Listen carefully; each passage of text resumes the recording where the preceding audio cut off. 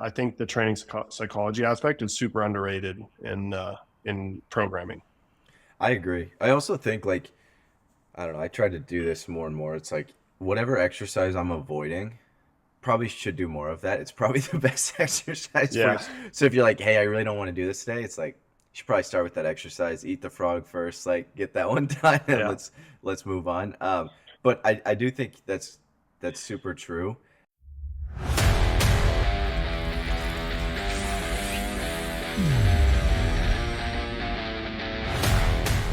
Welcome to Iron Summit, where we cover topics about health, fitness, and general performance through the eyes of former elite Division One wrestlers. We're live. We're alive. What's up, Max? How you doing? Good.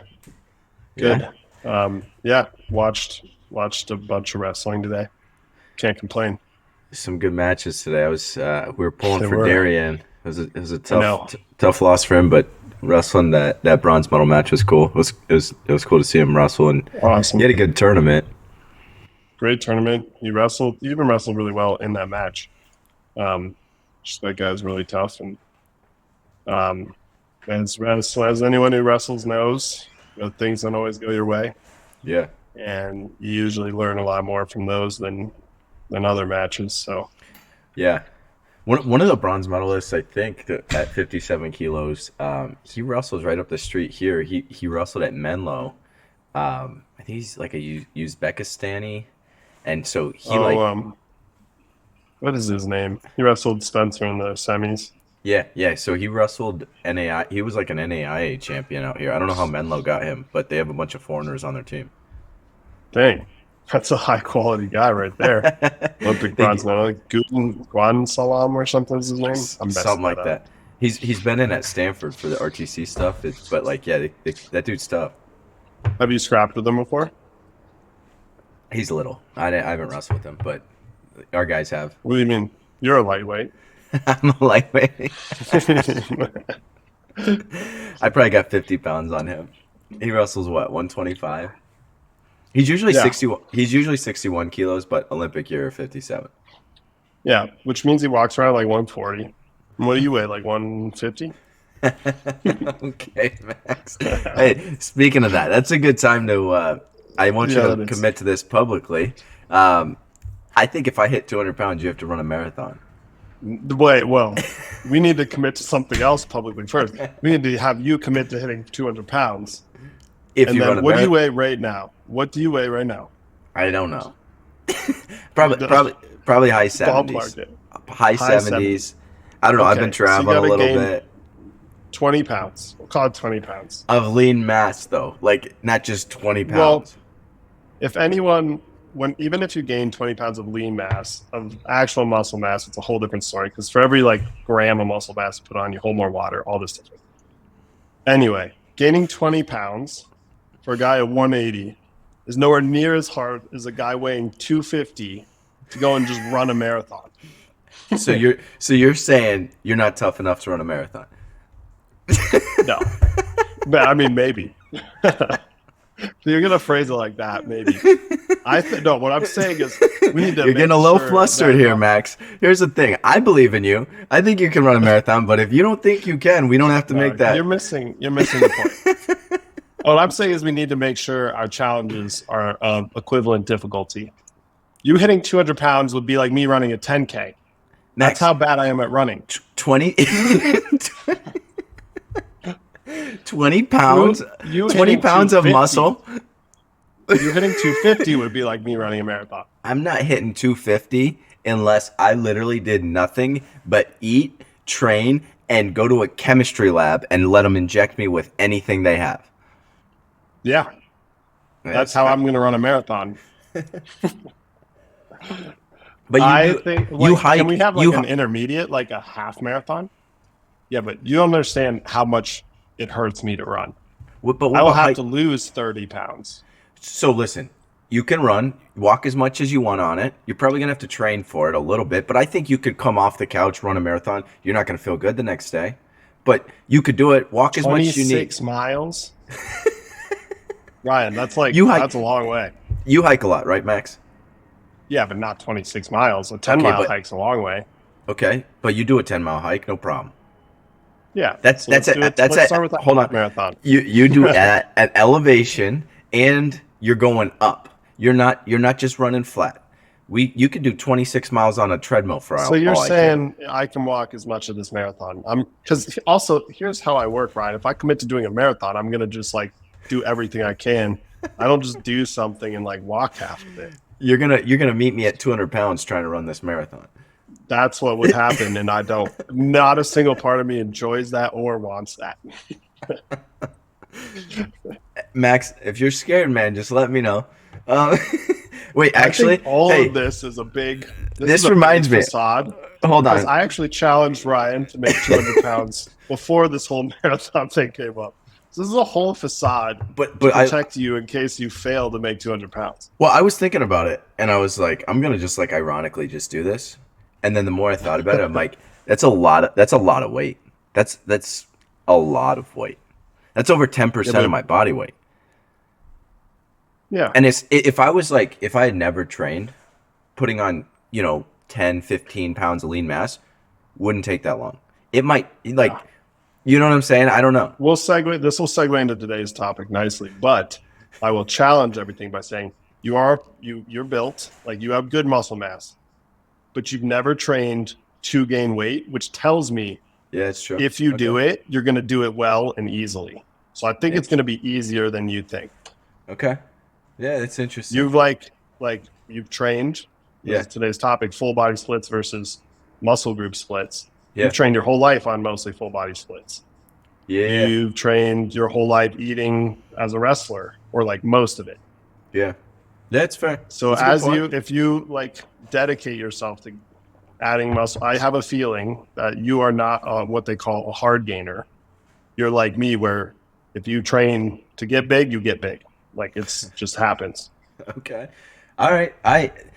Honestly, the one thing that is kind of making me feel like what'll be easier too is it's always been hard, even these last 2 years where I could actually put on a little bit of weight.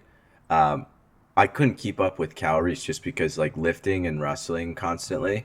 But now that I'm like my Yeah, job's not going to be wrestling every day, uh, I will have a little bit easier time putting on muscle mass and not just burning through calories. So yeah. I'm with I you. think Yeah. that'll go towards your advantage. There's a lot of things, a lot more advantages for you than me running a marathon. You walk every day. Also, I wanna just also give you I hate running. I'd rather do any. Give me another endurance physical challenge. I'll Would do you it. hold on? Okay. Marathon or bike 250 miles? Would you pick the biking? That's a lot of 250 miles. miles. I probably would pick the biking, but I don't really like biking either. You do I aerodynes all do. the How about time. like a Spartan race? Yeah, or like give We're me gonna like do one. a We're doing a CrossFit, Spartan like race. a cross. How about that? You make 200, and then we'll do a Spartan race together as big guys who it sucks to No, move no, no, around no. like Because that. listen, you don't want to do it, and that's why you have to do it. And I 20 really want to get like, I need to get a fellow heavyweight on here with me. Like, we need to get Zach to pick on you or something. It Zach, sucks to get big to do last time this. we talked to him, he's like, "Go run a mile." Yeah. I was like, oh. um, okay, all right. Let's get into today's topic, talking about Yep. different training splits. I think good segue. Like you're saying, I think there's different reasons to do different splits. Yep. But I think probably the most common two splits we're talking about is either, well, I guess maybe we put it in three categories. I don't know if you agree with this or not, but like a full body split where you're typically doing probably 2 to 3 days a week. A push pull legs split, kind of upper lower, but you got front and back upper. And then another one would just be like really separating out pretty much every Each single body muscle part, group. which is close Yeah. to a push pull legs, but a little different. Would you add Yeah. any to that? No, I think like the two most, I think you kind of nailed it. The two most broad categories will be full body splits and then um, we'll call them specific splits. And then those can have kind of whatever in it, but in a full body split, like it has everything in it. And Yep. then specific splits, some of those can be like right now because of my pec rehab, I'm training legs 3 days a week, but like parts of the leg each time, and Yeah. then just like a general upper body day for what I can do upper twice. But like, so my point is like there can be really like odd splits as well in there, Yeah. or you can see like I know, and we'll get into why, but like certain bodybuilders will do like quads and biceps, Mm. right? So that's like kind of full body because you're training an upper and a lower, but really that's a body part specific split. Yeah. Yeah. Yeah. No, I'm with you. And I think one of the biggest caveats here is when picking a full body split is, or not a full body split, but just your split in general is like it really depends on what your ultimate goal is. Because like you said, probably at least most of my adult life, I've done full body splits, and that was because the goal wasn't to be you know, get as big as possible or lift as much weight as possible. It was to be strong for a sport. Um, Right. where if you're what would your split actually, I'm curious about this. I know we've talked about this a little bit, but like your powerlifting splits, Yep. how did that look compared to like when you were training for wrestling? Yeah. And these change with different powerlifting coaches. I think my split was designed because it's the way I like to train, and also it's the way my coach liked to coach. But my powerlifting split was like a bench day, a bench, and then chest accessories, chest and try. So that's like a push day. And then Yeah. it was a squat day with leg accessories. And then a deadlift day with kind of pull accessories. So Mm. like back. And then a kind of like catch all day, train everything that you didn't really hit in the other days. And my split got as specific as like undulating. The bench stayed consistently, decently heavy each week. But then, because the general rule of thumb with powerlifting is you can train chest heavy more often because it's not as large of a muscle group. Mm. Whereas like squat and deadlift, I would undulate like squat heavy one week, deadlift light. Then the next week it was deadlift heavy, squat light. Yeah. So that's like an example of a really specific split. But for kind of the general population, I think the benefits of a full body split are you're going to be able to train every muscle group in your body multiple times a week Yeah. and be able to do it in a efficient manner and in a way that's not going to tax one muscle group too much. So if Yeah. you're like, especially like you were doing for performance, so especially if you're like in season, but even out of season, you're wrestling hard all the time. Like you don't want to be like, unless you're like a heavyweight trying to gain weight or some specific need, you don't want to be like blowing up your muscles, turn them into like pulled pork Yeah. every workout. You want to be kind of just like lifting at a volume, lifting an amount of volume where you're able to recover for your next workout, for your next lift. Yeah. And that's like where a full body split is really useful. Like you get in the training volume needed, but not too much. Yeah. I agree with that. And I think the other like caveat to this too is you also have like mixes between these mixes. Cause even within, Yep. in college, we're doing full body, but like Monday was more of a heavier leg day. Tuesday was more like focused, or not Tuesday, Wednesday would be more of like a focus on like upper body, like push movements, pull movements that were heavier. And then a Friday might be a little bit more of like catch all day because we'd miss that day a lot if we were traveling or if we had a competition on Saturday. Um, Yep. so, but I do think like, and maybe this is crazy to say, but I'm gonna say it. I think for most people, probably the right route is to do full body 3 days a week because it's so much easier to be consistent with it. If you miss a workout, you just plug right back in. You don't have to like wait to like skip to another day or do anything different.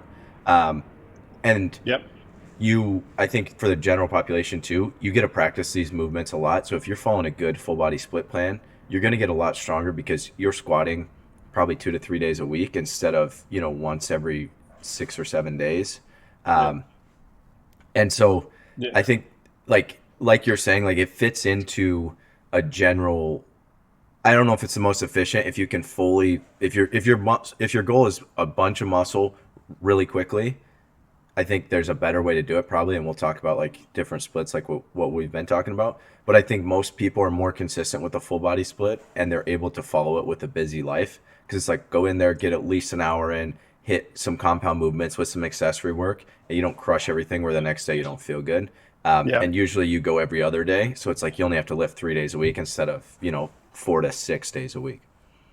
Yeah. I think you just kind of highlighted all the pros of full body split. They're kind of like inherently limiting because you only Yeah, have like, you can't be in the gym for 8 hours hitting like 20 sets of each body part on a full body split, right? yeah, You're going to be in the gym for an hour and a half. So that's inherently limiting on how much volume you can do per body part in a full body split. One thing I will say, when you are doing full body splits, you do need to be, and I think this is a more of a problem that like you or I would have versus general population, but just don't like kill yourself on everything because you are going to be squatting again or using your legs again in the next workout. So you probably have to train each thing to like an RP 7, 8 at yeah. most. You can't go in and like, take your squats to an RP 10 and then expect to be lunging effectively or whatever you're going to do in your next workout. Um, but most people won't have that issue, and they'll be able to kind of like be constrained by the time to train the right amount of volume for the body part. And yeah, it's easier to follow. You miss a day, you just hop right back in. There's a lot of metabolic positives of full body splits. When you train upper and lower body in the same workout, it's just a little harder from a conditioning standpoint.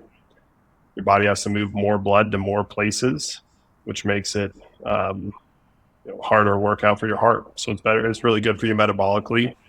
I know, like for body fat loss, I think there's actually been some studies that say this might not be true, but I think the general rule of thumb is probably most people will get more of a workout that will drive fat loss on a full body split, Hmm. just because of the way they're designed. So those are kind of all the positives for doing a full body split multiple times a week. Yeah, and I also think like let's say you really enjoy, I don't know, pickleball or running or hiking or something. It's easier to throw in lifestyle like training in quotes, like where if you're just doing this for general fitness and you're like, hey, I want to do some other things on these other days and I enjoy going for, a 30-mile bike ride or something.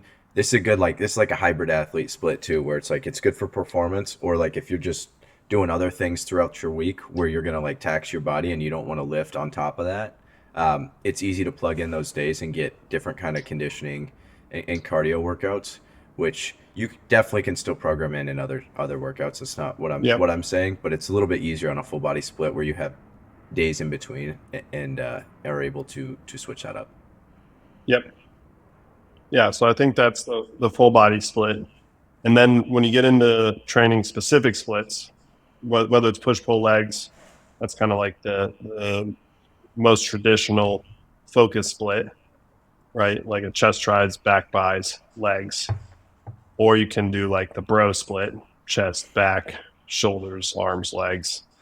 Um, like any version of that, though. The reason to do that is you can, again, it's really a time constraint thing, but you can train 20 sets plus of a single muscle group or a single group of muscles in one session, Yeah. which allows you to drive a lot more hypertrophy, a lot more targeted pump.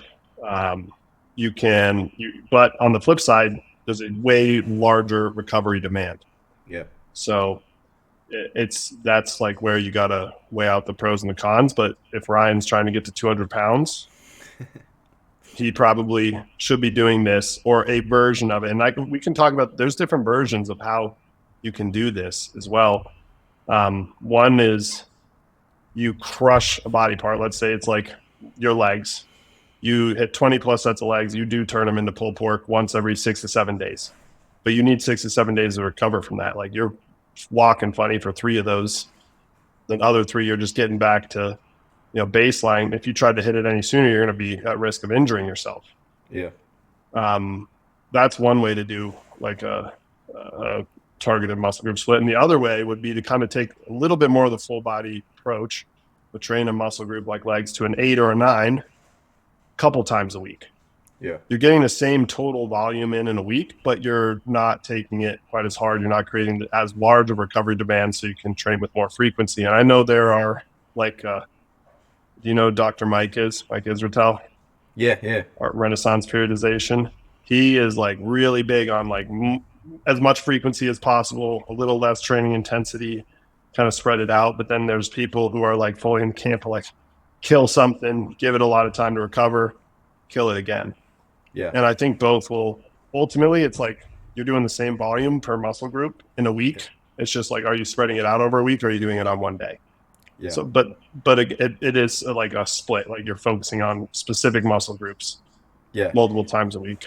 I think another point with that too that I think you kind of said without saying is different people respond to stuff differently. There's some people that Yep. handle a lot of volume really well and they do great with it. I know some people that the more volume they do, they just get really they get hurt a lot. Like their injury Yep. risk goes way up. Um, and so I think it depends on what your genetics are too and how you respond to things. But I also think it's important, even if you're like, hey, I respond really well to, a full body split, and not a lot of volume.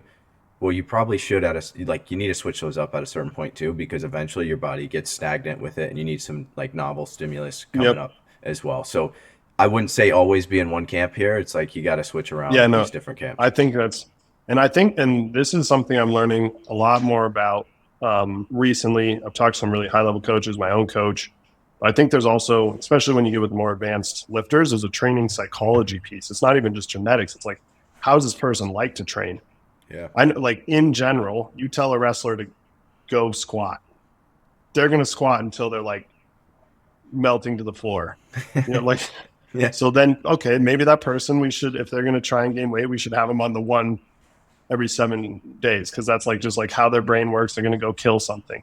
Where other people do better with like, hey, I don't really like training until I feel like I'm going to puke. I like going to a 7 or an 8. So okay, we'll put that person on a couple times a week hitting the muscle group. So there's like a genetics aspect, a training psychology aspect, and I think the training psychology aspect is super underrated in programming. I agree. I also think like I don't know. I try to do this more and more. It's like whatever exercise I'm avoiding, probably should do more of that. It's probably the best exercise for you. Yeah, So if you're like, hey, I really don't want to do this today, it's like you should probably start with that exercise. Eat the frog first, like get that one done, and yeah, let's move on. But I do think that's super true. And also with those kind of if we're talking about a more specialized split, I think it is important to understand what your outside life's looking like too, because it might be easier for you if you're super packed with work, travel, something like that, and you're like, hey, I gotta go like crush my legs today and then hop on a flight tomorrow and then do this. It's like you dread that and you got to get up for those workouts. And I think you give yourself easier. I think that's when people start skipping workouts a little bit, do So you dread that, Ryan? do I dread what? Uh, Crushing legs I and love getting on a crushing. flight. I love. I know. I don't mind that. No, but actually, like the hardest workouts to get up for are like if you're traveling a lot and you don't feel good, and you're Oh like yeah. under recovered, you didn't sleep a lot, and then you're like, "Ah, I gotta crush my legs today. And so it's like that's when I rip a bunch of caffeine, and your first few sets suck, and then you're like, you know what? It's time to show up. There's definitely uh, days I walk in and I'm like, oh, but then you no, start a lot moving of through days. Yeah, it. for sure. Oh yeah, especially I mean, gosh, when you lift like with powerlifting training and it's like heavy too, Yeah, that's like it's really hard to lifting like volume is one thing like for a bodybuilding style or hypertrophy because like you can make that hard no matter how you feel, but when you got to go like lift like a certain amount of weight, yeah. that gets hard when you're really tired of traveling. That's not fun at all for sure. That's for Um, environment too, though. Like I think a yeah, great thing about mountain barbell, you got a great environment where you can blast the music. You got people around you. That's one of the yeah. biggest I'm things not I showing miss. up to Planet Fitness and trying to get hyped up. Yeah, It's the biggest thing I miss college weight about rooms. college weight rooms. Like even if you don't feel like lifting in a college weight room, it's pretty hard not to be motivated when you have 30 guys around you screaming, throwing up some iron. Like it's a good time. So I think that Yep. environment and that community is important. I think that's something like CrossFit does a good job of. Like it's this community where people are around it and feel good. Yeah, absolutely. Yeah. Well, that is a really good point. Environment's huge. So on full body versus specific splits, we got full body splits are really good for kind of like they fit most people's lifestyle. They're easier to adhere to in general. They drive a lot of positive metabolic adaptation. What else?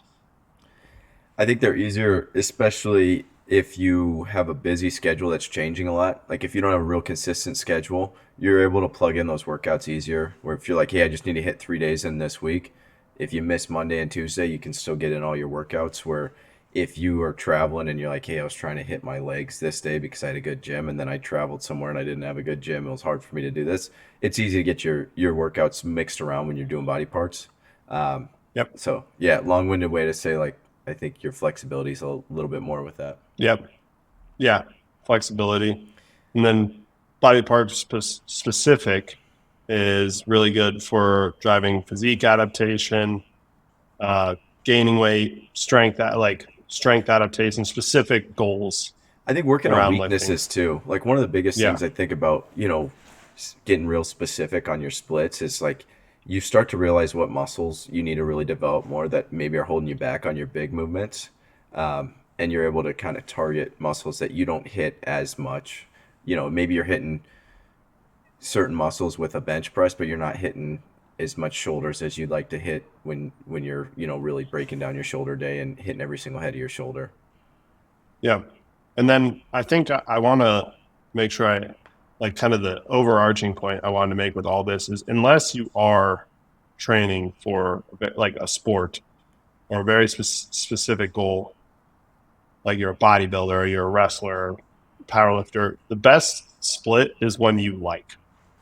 So if you enjoy going and getting big pumps, like training on the bro split and doing like just an arm day, then do that because that's what you're going to adhere to. And if you like going in and getting full body workout and getting a really good sweat in and like kind of training more like a CrossFit style or um, do that. Like Yeah. do what feels good for you at that time. And that's probably the most effective training you can be doing. Yeah. That's a good point. Consistency trumps everything that we're saying. And I think in my own life, it's like I try to uh, do full body splits when I'm really busy and when I have other goals. Like if I was doing, you know, getting training for like a bike race or if I was running a marathon like Max is gonna, or so if I was it was ski season and I wanted to spend a lot of days skiing, that's where I think full body split's awesome. It's something that's a lot easier when you get busy to stay consistent with. But then it's like when you're getting serious and it's like, hey, I need to put on 20 pounds of muscle or I'm really trying to drive some growth and lock in here. Um, I think that's where getting more specific with your splits is super important. And that's where I feel like I switched to that as well. And sometimes I think the coolest thing about, training is it's also nice to switch it up. It gets dry. I think naturally we've always had that through. I mean, growing up, you go to school and you have your seasons of school and summer. With sports, you have different seasons. You have in season and out of season, and your training kind of flows with that. Um, but I do think it's important to switch up your training when you don't have those natural seasons anymore. When you're just a washed up, athlete like us, Yeah. NARP. just narps. Yep. No, that is a good point. Although I think I will enjoy just personally. This is not advice for anyone, but I will just enjoy like lifting like a meathead until I'm can't do it anymore. Yeah, I don't know why. Just like that's the one that works for me. yeah. Um, kind of it's been that way since I remember lifting weights. So that's why I'm not going to ever run a marathon. Max, what happens? Okay, let's say I'm with you. I love it, and I think that that's super important too. It's like if you like it, you'll actually consistently do it. Yeah, Um, but so what happens? Like, let's say you start getting hurt. Are you just gonna lift like a meathead, just lighter weight, and just start repping a lot more reps? yeah. Go like Okay. bodybuilding style. What do you mean start getting hurt? I'm already started there. um, well, I think like that is like I probably one thing I can do a better job of, and I'm working on it with my coach is understanding like you don't need to train to RP 10 every time. Although I really do enjoy it, Yeah, and that's like I think part of it is like my maybe it's from years of training, maybe it's I don't know how much of it is nature versus nurture, but my nervous system is just like turned up to that level. Like I want to go train really hard. That feels good for me. It's like Yeah. my nervous system's here, and I gotta like sometimes my soft tissue is not. Yeah. So Yeah. No, I gotta that's figure out how to handle that.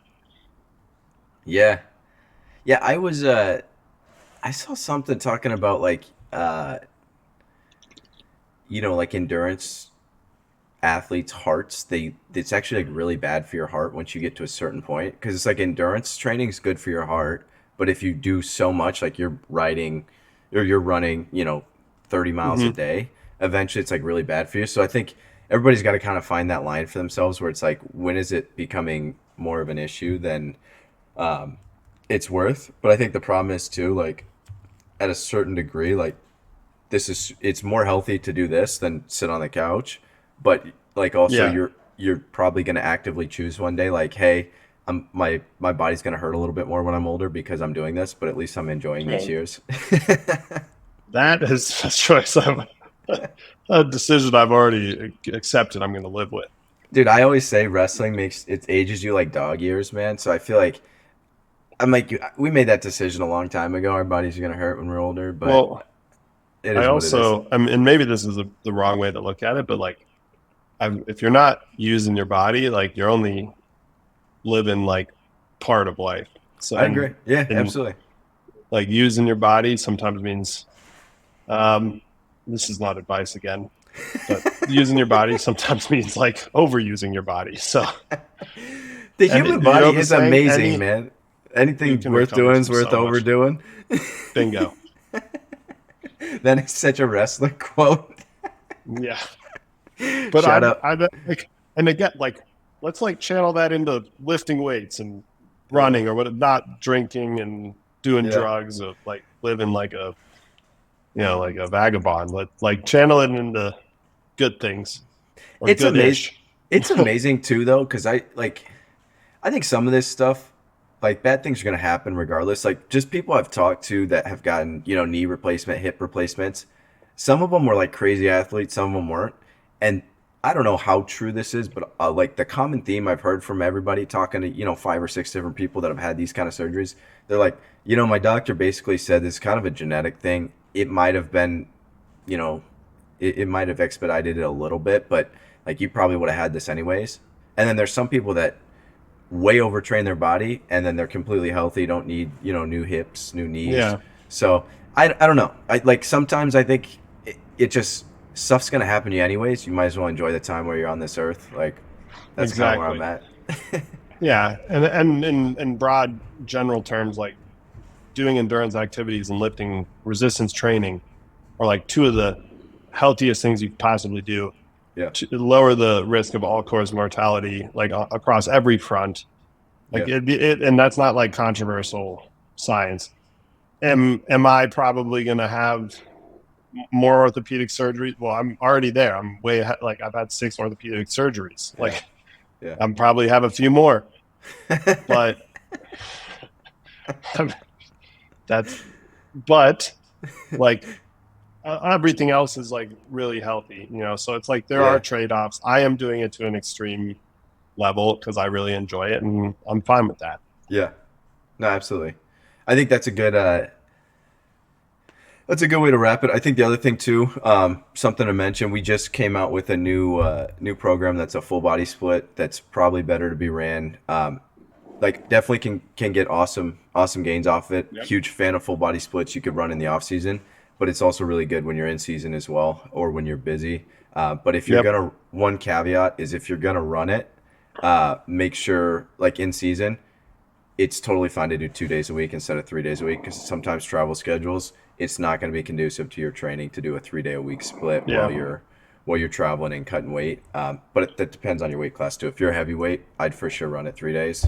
Um, Yeah. if you're a 25 And this pounder, is not like an easy full body split. This is what you're going to accomplish a lot with it. And yeah, then also conversely, soon, next week or so, we're going to be coming out with a very much a muscle group specific split. That's kind of the inverse of the full body split we just released. So yeah. if you want to train that way, a little bit higher volume per muscle group on any given day, then that's coming out soon too. Absolutely. We'll link some of those below, but they're always in the bios of our social media and stuff too. But yeah, I think it's I don't know. They each got you got to look at your own situation. There's no one size fit all with these, and I think there's different times of life. It makes sense to do different splits. Yep. And stay tuned because Ryan is gonna get on Wait, this wait, wait, wait, this wait. muscle group specific. Wait, 100%, yes. you gonna 100%. do it? There's one more thing I forgot. I forgot. What? A couple There we episodes go. ago, I should have started with this. I forgot. A couple episodes ago, we were talking about bringing maybe workout bands on vacations, and Alexis, Oh, Max's wife, gave me some good ammo. That Max actually brought some 2x4s for the Calfzilla one time. What was the calf formation. what what is a Yeah, calf formation? And you brought two it's by like fours on your I vacation put in a. your suitcase? It was like a 2x4, like a little over a foot long. Yeah, I brought it in the suitcase. It was like you had to train calves like 3 times a day every day. Yeah. Try and put like it was like an inch on your calves in like 6 weeks or something. I'm pretty sure it was just an inch on your calves because they're so pumped and inflamed the whole time because you're training them So 3 times a day. But so how many reps are you doing when you do this 3 times a day? I don't even remember exactly, but it was like 100 reps of calf raises, like toes in, toes out, toes straight. So like 30 something of each 3 times a day, and it went up. So like by the end, you were doing like almost like it was like a I don't remember, but like 500 reps a day. Who put you on the Calfzilla? Oh, Calf you can formation. calf formation. Just Google it. It's from a very famous trainer, the hypertrophy coach. I can't remember what his name. He Okay. works a lot with Redcom One. Joe. No, let me just look it up real quick because I got You to give him didn't think credit. that you didn't think when you were traveling you could find just like a little bit of an elevated platform you needed to bring the 2x4? Yeah, I just got to be prepared. I respect the commitment, honestly, but I'm still gonna make fun of you for that. That's a freaking awesome story. I appreciate you bringing that up here at the end of the podcast. What is his name? Joe Bennett, Did it work? hypertrophy Most coach. importantly, did it work? Did you like measure your calves? They were bigger, but I think I put some actual size on. But really, I think it was just because they were so inflamed the whole time. Like anytime I measured them, they were bigger because like you're doing that many reps a day. Um, but and then Ryan's going to get to 200 pounds. Follow along, or as he's going to get as big as he can while being healthy. How about that, Ryan? I like that. And Max, once I hit these milestones, Max will be running a certain amount I'll of run. distance. I'll run. I'll do that. I'm going to start sprinting. So I'll start. Dude, let's get That's some hill fun. sprints in. Yeah. All right. I haven't ever seen a marathon runner. I'm like, damn, I want that physique. I look at some sprinters. I'm like, that's a good physique. It's a great point. Honestly, that's a great point. All right. We'll end it with that. We'll cut it there.